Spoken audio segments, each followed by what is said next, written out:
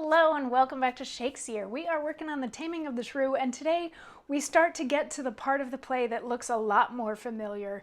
The Act 1, Scene 1 and Act 1, Scene 2, which are sometimes called a prologue and are sometimes just completely left out of the whole thing involved that we've been talking about for the last couple days, and we'll get to the end capper on that shortly.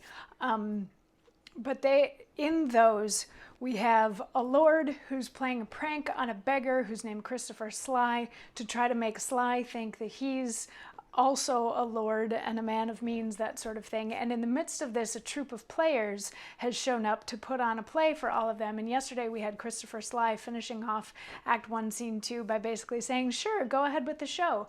So Act 1, Scene 3, we start in with the play within the play, and we have Lucentio saying to his servant Tranio, Tranio, since for the great desire I had to see fair Padua, nursery of arts, I am arrived for fruitful Lombardy, the pleasant garden of great Italy, and by my father's love and leave am armed with his good will and thy good company.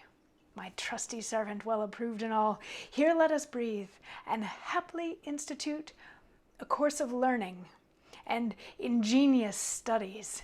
Pisa, renowned for grave citizens, gave me my being, and my father first, a merchant of great traffic through the world, Vincenzio's come of Bentivoli, Vincenzio's son, brought up in Florence, it shall become to serve all hopes conceived, to deck his fortune with his virtuous deeds. And therefore, Tranio, for the time I study virtue and that part of philosophy will I apply that treats of happiness by virtue specifically to be achieved. Tell me thy mind. For I have Pisa left, and am to Padua come, as he that leaves a shallow plash to plunge him in the deep, and with satiety seeks to quench his thirst. So he's kicking this off, just giving us some exposition, because how else do you kick off a play within a play where now suddenly you have completely other characters? So what he's saying, he's originally from Pisa and has come with his servant Tranio to Padua to study, to go to university, to be a scholar. And what he specifically wants to study are virtues and philosophies and things within philosophy that make people happy, the things that you can get from being virtuous. That sort of a thing is what he wants to study. So he's looking forward to it. He thinks this is great. He's glad that he has Tranio by his side. He's hoping that by being a good scholar, he will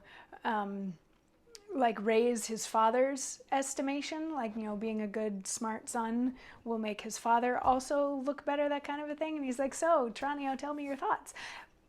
Tranio's thoughts are tomorrow's monologue, but also just for a little bit of context, those of you that happen to be big 10 Things I Hate About You fans, Lucentio would be the Joseph Gordon-Levitt character, I believe, in this. So if you want to put a picture of somebody in your mind so that you can help translate what's going on between the play and that particular film, you can make that connection.